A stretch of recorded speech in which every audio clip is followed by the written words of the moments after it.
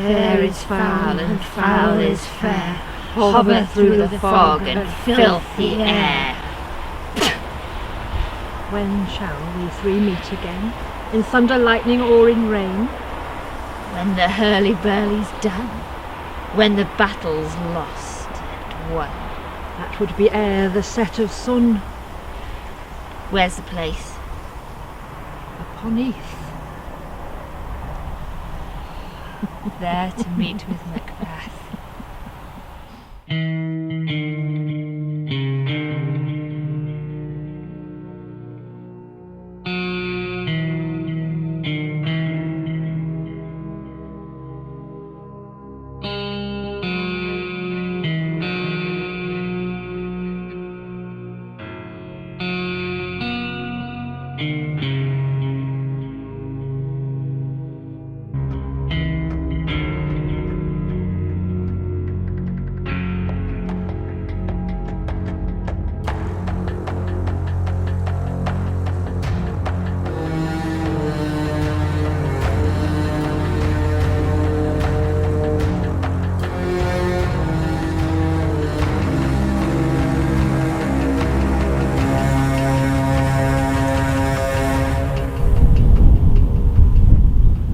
Where hast thou been, sister? Killing swine. Sister, where thou? A sailor's wife had chestnuts on her lap, and munched and munched and munched. Give me, quoth I. Aront thee, witch, the rump-fed Ironian cries. Her husband to Aleppo gone, master of the tiger. But I'll have a sieve and sieve a sail, and like a rat without a tail, I'll do, and I'll do. I'll give thee a wind. Thou art kind. And I another. I myself have all the other, and all the ports that ever blow, all the quarters that they know on the shipman's yard. I will drain him dry as hay. Sleep shall neither night nor day hang above his penthouse lit. He shall live a man forbid. Weary 7 nights, 9 times 9. Shall he dwindle, peak or pine? Though his bark may not be lost, yet it shall be tempest tossed. Look what I have. Show me, show me! Here I have the pilot's thumb. Rector's homeward he did come. The weird sisters hand in hand, posters of the sea and land, thus do go about, thrice to thine and thrice to mine, and thrice again to make up 9. Peace, charms wound up.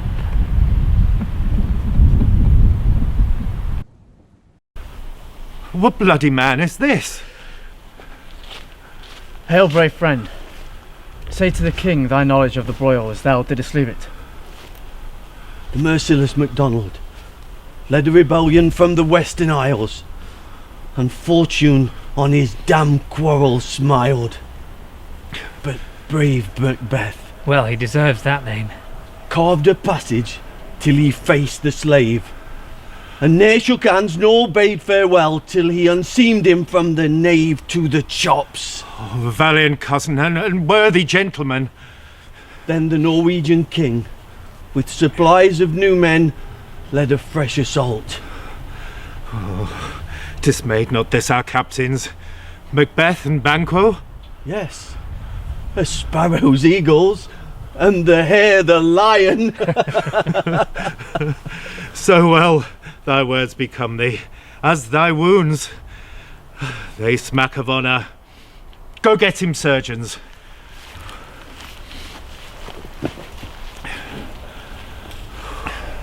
God save the king. What news, my worthy Thane? Norway himself, in terrible numbers, assisted by that most disloyal traitor, the Thane of Cawdor, began a dismal conflict, till Bellona's bridegroom, Macbeth, confronts the king, arms against arms, curbing his lavish spirit. But to conclude, the victory fell on us. Great happiness! Go pronounce his present death, and with his former title, greet Macbeth.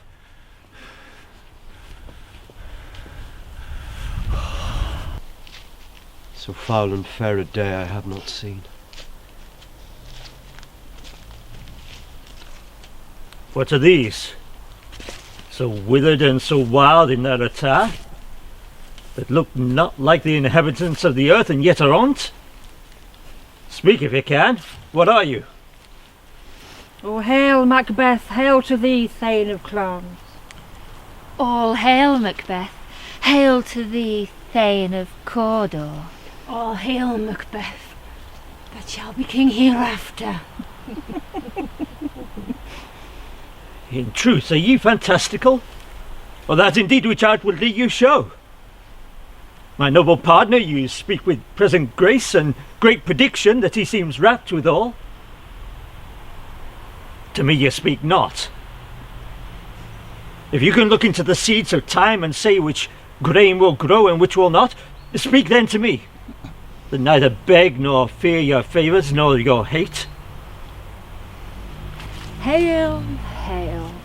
O lesser than Macbeth, and greater. Not so happy, yet much happier. Thou shalt beget king, that thou be none. So, all hail Macbeth and Banquo. Banquo and Macbeth. All hail. Stay, you imperfect speakers. Tell me more. By Sinel's death I know I am Thane of Glamis, but how of Cawdor? Say from whence you owe this strange intelligence, or why upon this blasted heath you stop our way with such prophetic greeting. Speak, I charge you. Whither are they vanished? Into the air. What seemed corporal melted a breath into the wind. Were such things here as we do speak about? Or have we eaten of the insane root that takes the reason prisoner?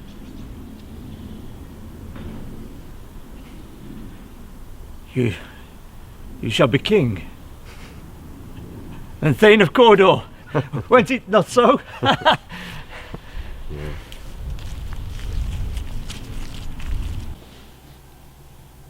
They met me in the day of success, and I have learned by the perfectest report they have more in them than mortal knowledge. When I burned in desire to question them further, they made themselves air into which they vanished.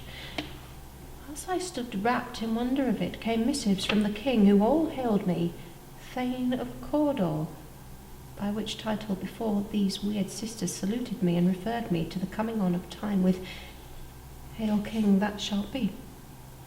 This have I thought good to deliver thee, my dearest partner of greatness, that thou mightst not lose the dues of rejoicing by being ignorant of what greatness is promised. Lay to thy heart, and farewell.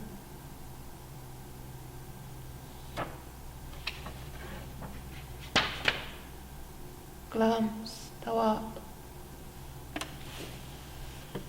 and Cawdor, and shalt be what thou art promised.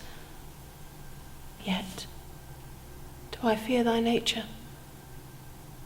It is too full of the milk of human kindness to catch the nearest way.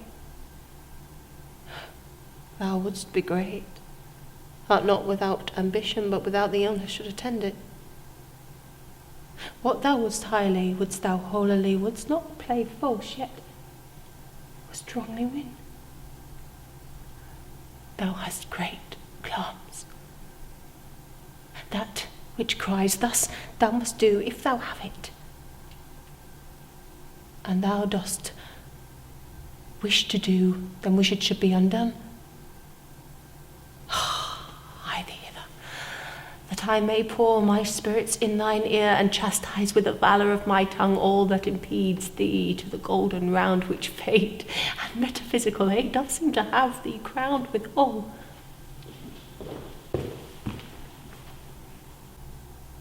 What is your tidings? The king comes here tonight. Thou art mad to say it. Is not thy master with him? Who whatso would have informed for preparation? Just go with it. So please you, it is true our Thane is coming. One of my fellows had to the speed of him who, almost dead for breath, had scarcely more than would make up his message. Give him tending, he brings great news.